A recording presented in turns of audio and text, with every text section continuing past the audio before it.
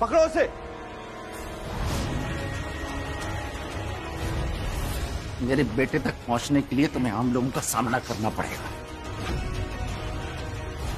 सौरा जी, क्यों बेकार में अपनी जान गंवाना चाहते? मैंने कहा था ना, मेरे बेटे के प्रेम की ढाल बनकर आज उसका बाप खड़ा है। दोबारा ये गलती मत करना। आज मेरे रास्ते मत आइएगा आप। आज मुझे कोई रोक नहीं सकता। हटिए यहां से। अरे जाओ।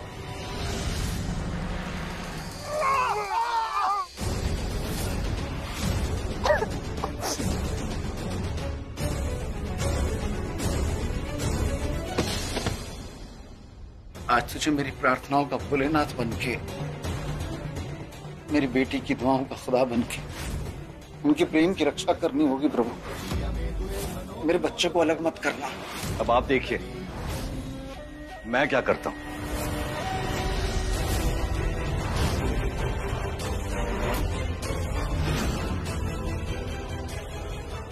अब्बू अम्मी को ऊपर लेके गए हैं ना, देखना अम्मी को सब याद दिला देंगे। लेकिन माँ को अगर कुछ भी याद नहीं आया तो, अगर माँ को हम लोग याद नहीं आए तो? अल्लाह मियां बच्चों की दुआ जल्दी कबूल करते, और भोलेनाथ भी। तो हम अल्लाह मियां से दुआ करते कि अम्मी को हम याद आ जाए।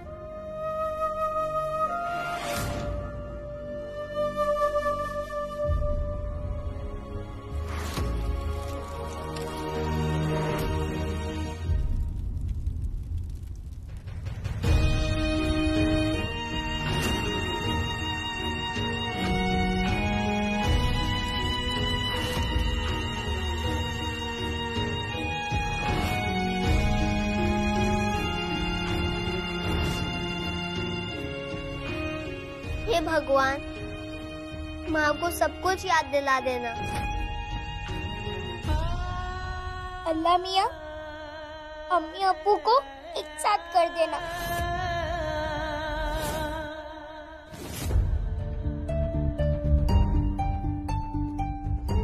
क्या कर रहे हो ये? गिरने की भी एक हद होती है। तुम मेरी जान इसलिए लेना चाहते हो क्योंकि मैं एक दूसरे आदमी से शादी करने जा रही हूँ, क्योंकि मैं दूसरे मजहब की हूँ, सिर्फ इसीलिए ना। कैसी बातें कर रही हो चाहत? ये कैसी बातें कर रही हो? मैं सपने में भी तुम्हें चोट पहुंचाने की नहीं सोच सकता हूँ चाहत। चाहत, मैं तुमसे प्यार करता हूँ। मैंने जिंदगी भर तुम्हारी रक्षा करने की कसम खाई है चाहत। बंद करो अपनी ये बकवास।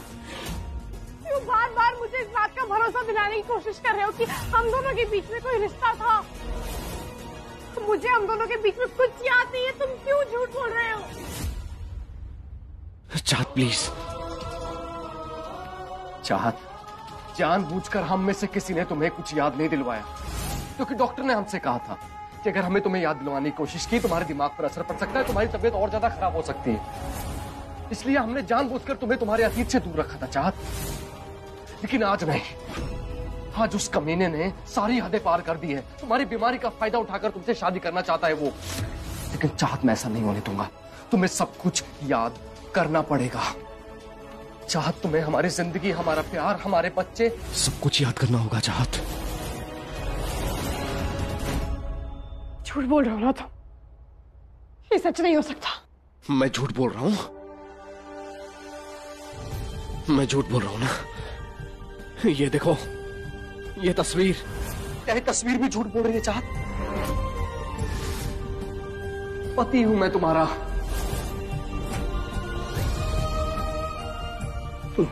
ये देखो, श्लोक और दुआ। ये हमारे बच्चे हैं, नवेली के बच्चे नहीं हैं। ये हमारे प्यार की निशानी है चाहत। चाहत, प्लीज कुछ याद करने की कोशिश करो। चाहत, वो देखो, सरस्वती दी याद है तुम्हें? मेरी भग्स। चाहत, पता है जब भग्स प्रेग्नेंट थी ना, तो आलेख ने भग्स की जान लेने की कोशिश की थी। मैं पूरे गांव वालों को आपका सच पता करूंगी। तब तुमने और तुम्हारे बाबा ने भग्स को बचाने की कोशिश की थी, और जो भग्स के पेट में जो बच्चा था तुम लोगों ने बचाया था। तुम्हें याद है? तुमने उस बच्चे का नाम दिया था कृपा। कृपा को जन्म देने के बाद भग्स की जान चली गई। उसके बाद आलेख के बहकावे में आकर मैंने तुम्हारे हॉस्पिटल और तुम्हारा घर जला दिया चाहत। और तुम्हें बंदी बनाकर अपने पास ले आया। लेकिन मैं नहीं जानता था चाहत कि जिसको मैं जानवरों के जैसे एक बंद कमरे में बांध कर रख रहा हूं, उसके साथ मेरा जीवन भर का एक बंधन जुड़ जाएगा।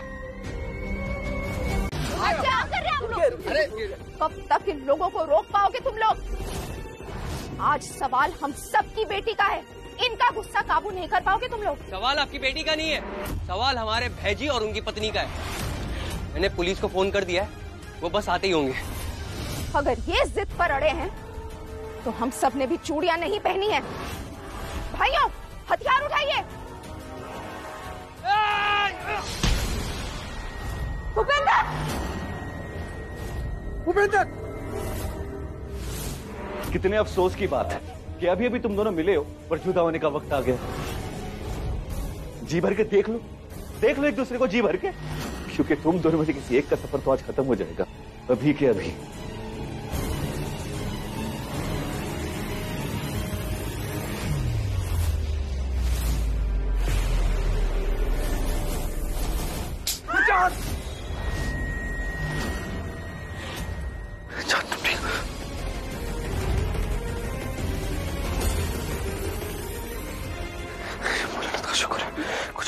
तेरे भगवान ने चाहत को तो बचा लिया, पर तेरा भगवान तुझ पे मेहरबान रहेगा, ये देखते अभी।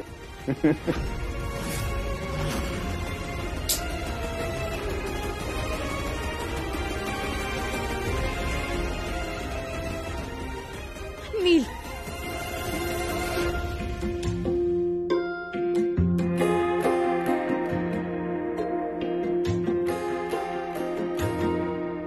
जो भेजी थी दुआ वो जाके आसमां से यूं टकरा गई कि आ गई है लौट के सदा। जो भेजी थी दुआ वो जाके आसमां से यूं टकरा गई कि आ गई है लौट के सदा।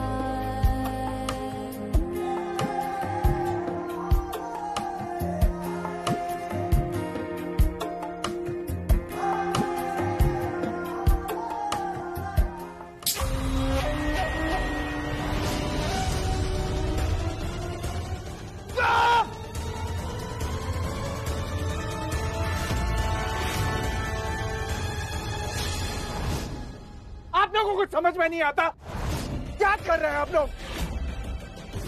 अरे इस महिला की बातों में मत आइए। धर्म कोई भी हो हिंसा का प्रोत्साहन तो नहीं करता ना। हर धर्म प्रेम और अहिंसा की सीख देता है। क्या कर रहे हैं आप लोग? जिन लोगों ने हमारी बच्ची को बंदूक के जोर पर अगवा किया है, उन लोगों के मुंह से अमन और शांति की बातें अच्छी नहीं लगती। चलिए। रुकिए रुकिए रुकिए, मैं आश्वासन देता हूँ आपको, मेरा विश्वास कीजिए, मेरा बेटा नीलकंठ चाहत को कोई चोट नहीं पहुंचाएगा। बहुत प्रेम करता है उससे। मैं मानता हूँ आप सब पूरी श्रद्धा से अपने धर्म का पालन करते हैं। मैं भी पंडित हूँ, पहले आप लोगों की तरह मैं भी उनके प्रेम का विरोध करता था, क्योंकि समाज ने हम लोगों की आंखों पर धर्म की पट्टी बांध रखी है। धर्म तो फूलों सा होना चाहिए जो हमेशा वातावरण को सुगंधित करता है। उसमें विष घोल के प्रेम की बलि देने का पाप हम लोग कैसे कर सकते हैं? इन दोनों का प्रेम देखकर मैं सिर्फ यही कह सकता हूँ, प्रेम से बढ़कर ईश्वर की आराधना, ईश्वर की सच्ची आराधना कोई नहीं हो सकती। हिंसा त्याग दीजिए।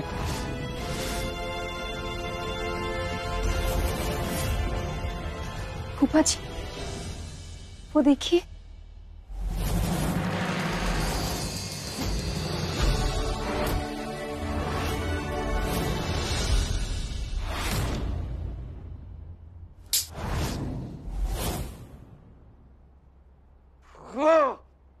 अब तक तो नसीब तुम दोनों पर मेहरबान रहा है, लेकिन कब तक? दो मौके हैं मेरे पास, तुम दोनों में से किसी एक की मौत तो पक्की है। अल्लाह मियां, इस मौत को मेरे नाम करना। नील को बच्चे और बाबा के लिए जीना होगा। ये गोली मेरे नसीब में हो। चाँद खबरदार, अगर तुमने ऐसी दुआ मांगी तो। आप डर गए, क्योंकि ये बात तो आप भी जानते हैं कि अल्लाह मियां मेरी हर दुआ को कबूल करते हैं।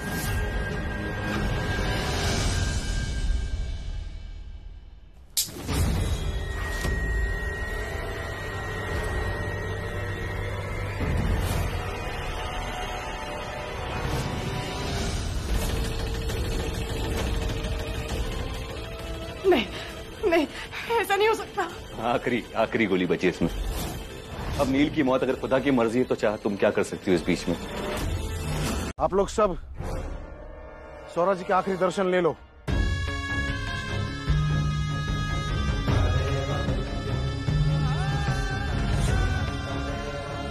मालिक जी प्लीज ऐसा मत कीजिए, मुझे बाबा को देखना है।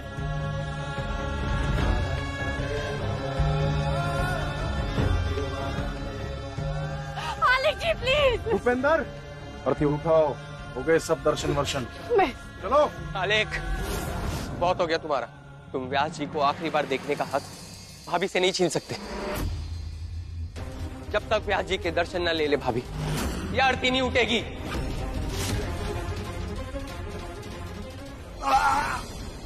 बाबा,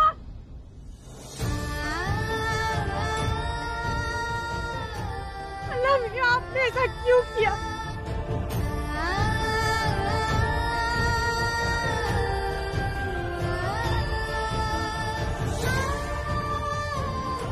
पहले ही आपने मुझसे मेरे एक बाबा छीन लिए और आज मेरे दूसरे बाबा भी। बाबा, बाबा आंखें खोलिए ना, आंखें खोलिए ना। तुझे क्या लगता है तेरे ये मगरमच्छ के आंसू से सौरा जी वापस जिंदा हो जाएंगे? चल हट यहाँ से, मैं कहता हूँ यहाँ से हट। बाबा, आलेख, बाबा, हट। चलो आरती उठाओ।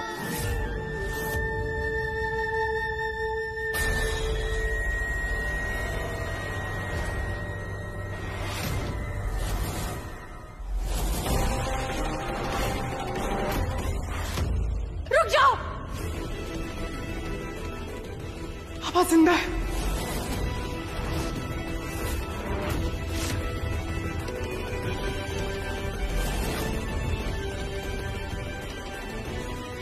तो ये लड़की पागल हो गई है। आप लोग इसकी बात को मत सुनिए।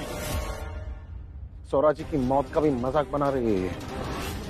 उठाओ आरती। मैं इस बात का मजाक क्यों बनाऊंगी? मैंने खुद बाबा के हाथ को हिलते हुए देखा है। व्यास जी, हाँ?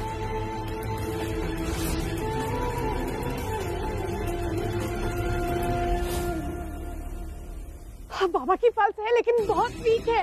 बाबा जिंदा है, बाबा को कुछ भी नहीं हुआ। हमें व्यास जी को फौरन हॉस्पिटल लेके जाना पड़ेगा। नहीं बाबा भैया, वक्त बहुत कम है, हमें बाबा को यहीं भी ट्रीट करना होगा। एक काम कीजिए, आप लोग प्लीज बाबा को अंदर लेकर आइए, अंदर लेकर आइए प्लीज, जल्दी। क्यों मारा व्यास जी को? बताओ क्यों मारा?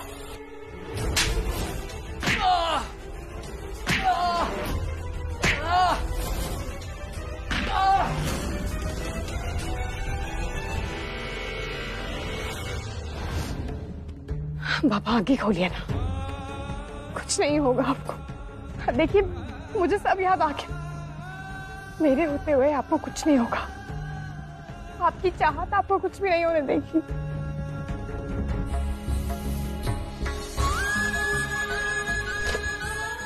भाभी, भाभी प्लीज व्यास जी को बचा लो। मैं पहले ही अपने एक बाबा को खो चुकी हूँ, मैं दूसरे बाबा को नहीं खो सकती। मुझे नील को बेगुनाह भी साबित करना है और सिर्फ बाबा जानते हैं कि कमरे में क्या हुआ था। हाँ भाभी, भाभी। हाँ वो भैया,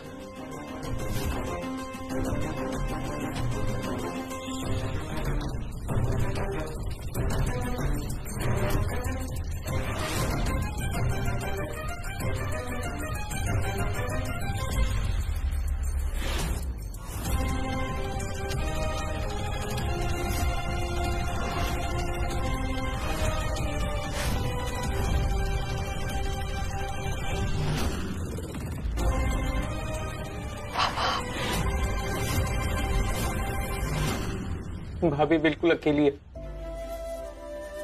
बिना किसी की मदद के वो सर्जरी कर रही है। भगवान करे उनका ये प्रयास सफल हो। उनका प्रयास जरूर सफल होगा भूपू चाचा, क्योंकि दादू के लिए मैं और दुआ दोनों प्रार्थना करेंगे। और वैसे भी अल्लाह मियां बच्चों की दुआ जल्दी कबूल करते।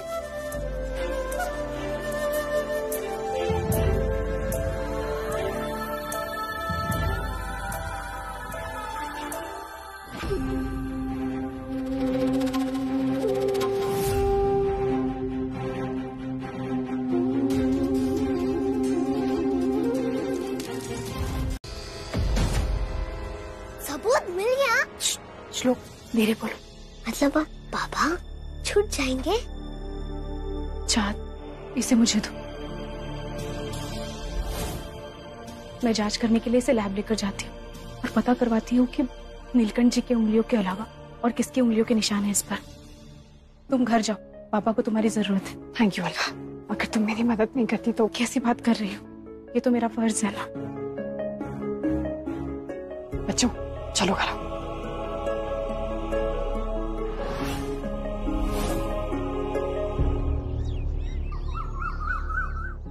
बाबा आप जानते हैं आज मैंने अल्लाह मियां से दो दुआएं मांगी। पहली दुआ ये कि मैं नील को बेगुनाह साबित कर पाऊं और दूसरी कि आप जल्द से जल्द ठीक हो जाए। आप देखिएगा बाबा, हम सब बहुत जल्द साथ होंगे।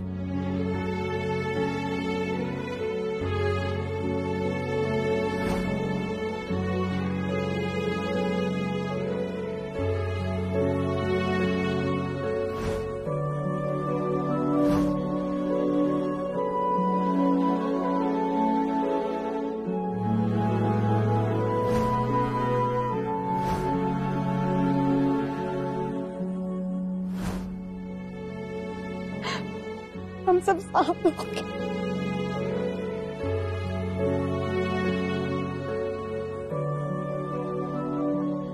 बाबा आप वापस तो आएंगे ना? मुझे आपकी बहुत जरूरत है, बहुत ज्यादा जरूरत है। मुझे माफ कीजिएगा, जब मेरी याददाश्त चली गई थी तो मैंने आपके साथ बहुत बदतमीजी की। प्लीज मुझे माफ कर दीजिए, प्लीज प्लीज कोमा से बाहर आ जाइए ना बाबा। मैं अपने सच पे आपका आशीर्वाद वाला हाथ महसूस करना चाहती हूँ। हर छोटी बड़ी कंफ्यूजन में आपकी राय लेना चाहती हूँ, आपकी डांट सुनना चाहती हूँ, आपके मार्गदर्शन पे चलना चाहती हूँ। आप प्लीज ठीक हो जाइए ना। आपको याद है जब मैं इस घर में नई आई थी तो कैसे आपको योगा सिखाया करती थी? वो चिप्पी टिप्पा को वो सारे पल मुझे फिर से जीने हैं। अगर आप उज्जै प्राणायाम करेंगे ना तो लंग्स कैपेसिटी ज्यादा बढ़ेगी। पहले मैं हर संडे ट्रैक पे जाती थी, वो भी बिना ब्रेक लिए। दीर्घ प्राणायाम करती तो ऊंचे पर्वत पे भी चढ़ सकती थी। और अगर आप उज्जै प्राणायाम करते तो तुंगनाथ के आगे चंद्रशिला की चोटी तक कर पाते। चलिए अब आपकी बारी। 1 2 1 2 3 मैं जीत गई।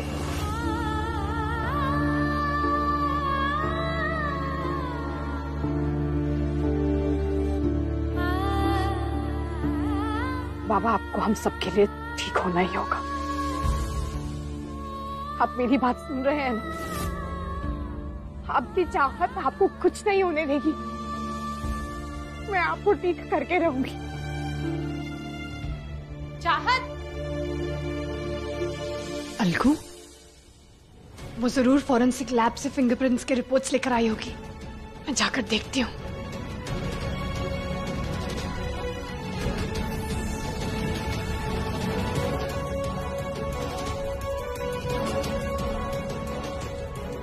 अलगू क्या हुआ? रिपोर्ट्स आने में इतनी देरी क्यों हो गई? बब्बू भैया को भेज देती बाइक पे, वो जल्दी आ जाते। चाहत नहीं देर से गई थी। वो दरअसल मैंने आलेख जी को किसी लैब वाले से बात करते हुए सुना था, तो मुझे शक हुआ कहीं वो रिपोर्ट ना बदलवा दे, इसलिए मैं खुद लेने गई थी। ये लो पढ़ो।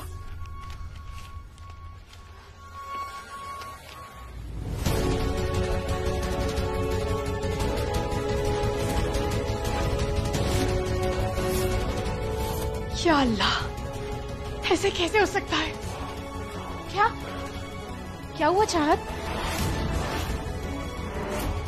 इन रिपोर्ट्स में सिर्फ एक ही आदमी के फिंगरप्रिंट्स के निशान है और वो फिंगरप्रिंट्स नील के। ये भोलेनाथ, इसका मतलब नीलकंठ जी को जेल में रहना होगा।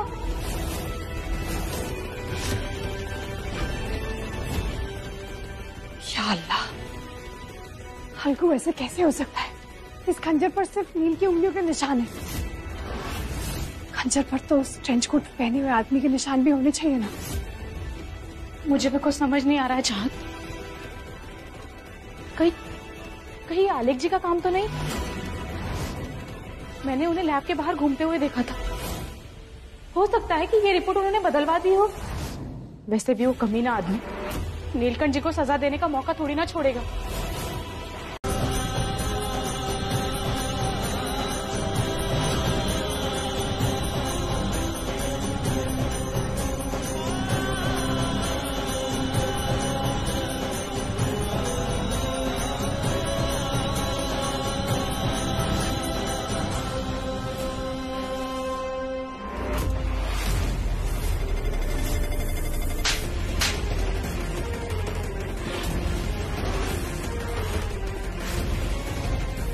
तुम्हें क्या लगा तुम अपने कपड़े बदल के आ जाओगे तो सच्चाई का पता नहीं चलेगा?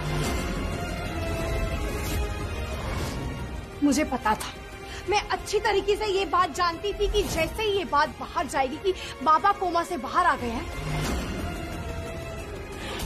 तुम बाबा पर हमला करने ऊपर चले गए। क्योंकि कल जो कुछ भी हुआ उसके पीछे आलेख नौटियाल का हाथ था।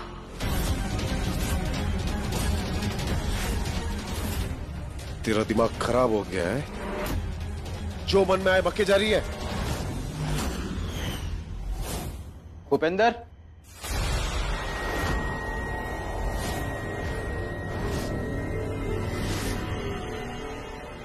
क्यों बुलाया मुझे यहाँ? हाँ इंस्पेक्टर साहब, वो मैंने ही बब्बू भैया से कहा था कि आपको कॉल करके यहाँ बुलाए, क्योंकि हमने उस इंसान को पकड़ लिया है जिसने बाबा पर हमला किया और जैन का कत्ल किया था। और वो आदमी है आलेख नौटियाल।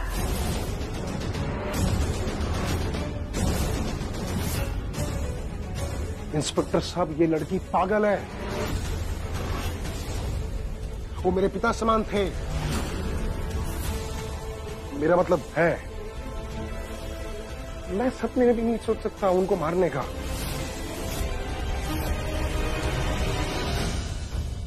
ये आदमी झूठ कह रहा है। इस बात का सबूत है मेरे पास कि यही बाबा पर हमला करने गया था। इसकी राइट बाजू पर एक घाव है। अभी ऊपर ये मेरे साथ हाथापाई कर रहा था जब चाकू से इसे वो चोट लग गई थी। चेक कीजिए।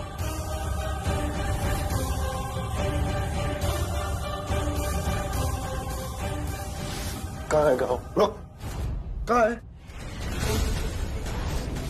है निशान?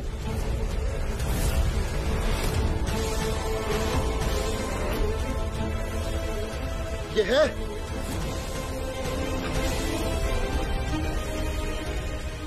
ये कहाँ है निशान? अपने पति को बचाने के लिए कुछ भी मत बोल।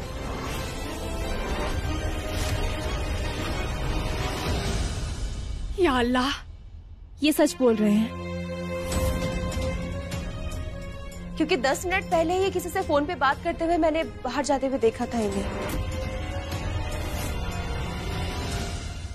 या अल्लाह, ऐसे कैसे हो सकता है? इंस्पेक्टर साहब, आप प्लीज मेरे साथ ऊपर चलिए। अभी 5 मिनट पहले मेरे साथ एक आदमी था, वहाँ पे वो चाकू पड़ा होगा, उस चाकू पर वो ब्लड है, वो ब्लड वो सबूत है। आप प्लीज चलिए मेरे साथ।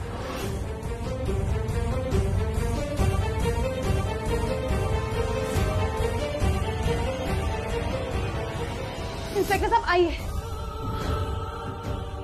यहीं पे वो चाकू है। उस चाकू पर उस आदमी के खून के निशान है। अगर हम एक बार वो खून के निशान टेस्टिंग के लिए देंगे तो हमें पता चल सकता है कि वो ट्रेंच कोट में जो आदमी था वो एक्चुअली में कौन था। ये देखिए, ये रहा वो चाकू। मैं दिखाती हूँ आपको। ये देखिए, ये रहा।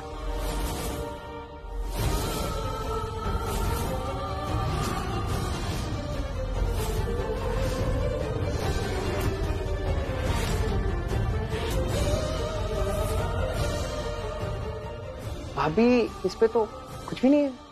या अल्लाह, इस चाकू पर जो खून के निशान थे वो कहाँ गए?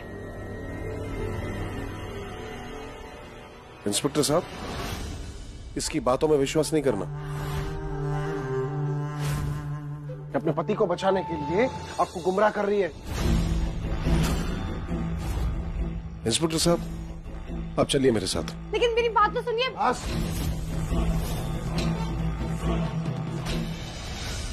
चलिए।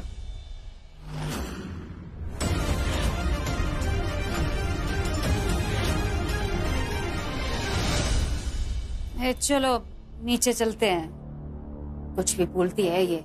आजा।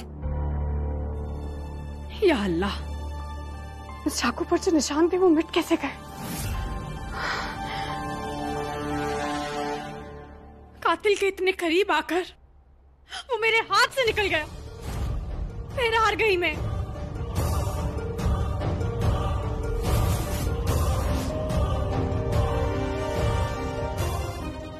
ये रुमाल जरूर उस ट्रेंच कोट वाले आदमी का होगा।